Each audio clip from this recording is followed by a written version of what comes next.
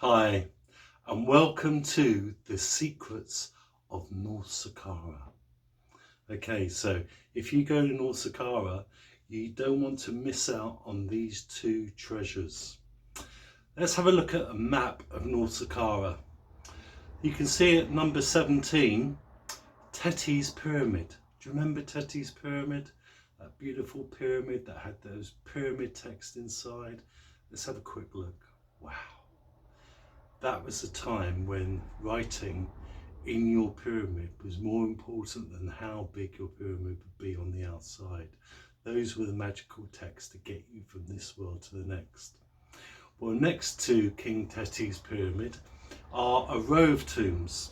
So we've got 18, 19, 20 and 21. Two of them are always open, the tomb of Meroruka and the tomb of Kagemni.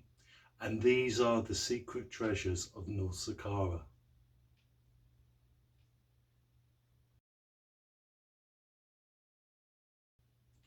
So we'll start off with the tomb of Meroruka. First of all, let's go back and have a look at a basic burial in ancient Egypt during this Old Kingdom time. And you can see that you have a vertical shaft going down to a burial chamber, where this tomb will have exactly the same. And on top, you've got that mound, which is a burial chapel. Excuse me. And that usually has an open door to encourage visitors to come in and look at the pictures or decoration that may be in the top part of the structure. In Meroruka's case, it's slightly different because it has 33 rooms, not one, 33 rooms. Wow, who is this guy? Well, I'll read you some of his titles. He's the son-in-law to King Teti. Ah, there you go. No wonder. You know, that's why he's got such a wonderful tomb. He is the vizier, probably for Lower Egypt, because that's where North Saqqara is. It's in Lower Egypt. So he'd be close to the king. He'd have the ear of the king. He is the inspector of priests attached to the pyramid of Teti. So he's going to be responsible for the mortuary cult once his father-in-law dies. He's the one responsible for organising that cult. He is the governor of the palace. So security, foodstuffs, all that is down to him. He's the chief lector priest. So he's going to give burial to his father-in-law as the chief lector priest. He is the overseer of the royal record of scribes. In other words, he's the head of the Inland Revenue. In the UK, we call it the Inland Revenue. It's called other things in other countries, but they are the evil tax collectors. And he's the director of all the king's works. Wow, so he's got a big responsibility throughout Egypt. What's missing from his titles are he's not a fan bearer. He's not a barber. He doesn't have the physical contact with the king's person like other high officials.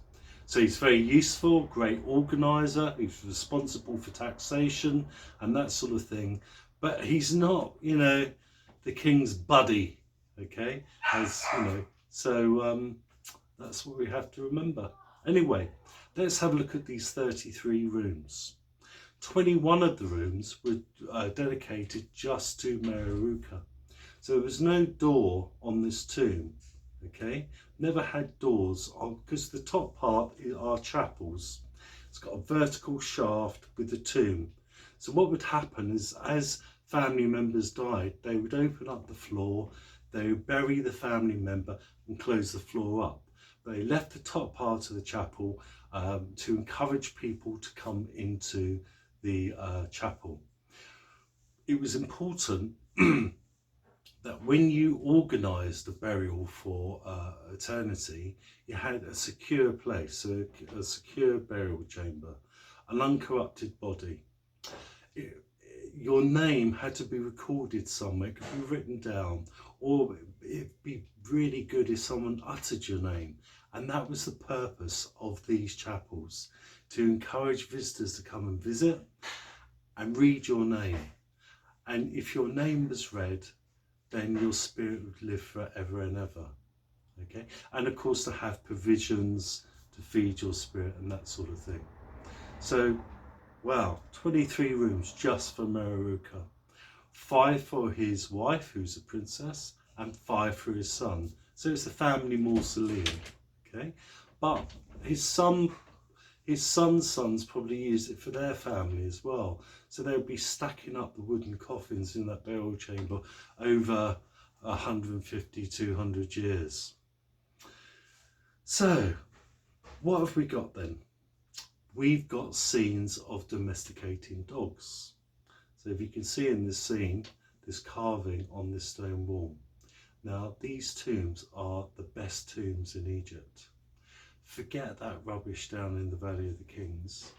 In the 19th and 20th dynasty, royal tombs had their walls plastered, and then the plaster was carved and painted. Here, it's carved on the stone walls in the Old Kingdom, and then all of these scenes would have been beautifully painted. Wow, the work involved, the skill level was amazing. We're talking about 4,000 years ago they were doing this. Wow, gosh. There's a butchery scene, so you can see them slaughtering the animals here. Wow, it's interesting how they did it. You know, straight into the heart. Bang, they didn't cut the throat. There is a scene of, well, lots of scenes of the workers making all the funeral furniture and jewellery for King Teti's future burial. There is a skiff scene on the Nile. Look at the crocodile, the hippopotamuses, the fish, the birds, the plants. It's all there. That's how we know about what was around in ancient times, in ancient Egypt, from these two scenes, because this is the archaeological primary data. Okay. And then we can see that they are domesticating animals, wild animals in the desert, the antelope. They're trying to domesticate them, just like they tried to domesticate dogs. Took them in from the wild desert, domesticated them. They would use them for hunting, greyhounds, for protection, that sort of thing. And then of course we come to the false door. So the false door is solid. The spirit can come through the false door to collect the offerings. In the case of Mereruka, he's got a statue of himself just to make sure that his spirit can journey through that false door, that solid door, to collect the offerings in that chapel. And that chapel was a huge room, and it was meant for the family members to come maybe once a year to remember and utter Mereruka's name. It was meant for visitors to come and be in awe. And even now, when I go to Egypt now, I stand in that room and think, wow, this is 4,000 years old. And look at the paint. It looked as if it was painted yesterday. Wow. So don't miss this one. This is one of the secrets of North Saqqara. And I'll be back soon with the other secret. So watch out. Bye for now. Don't forget to subscribe. Bye for now.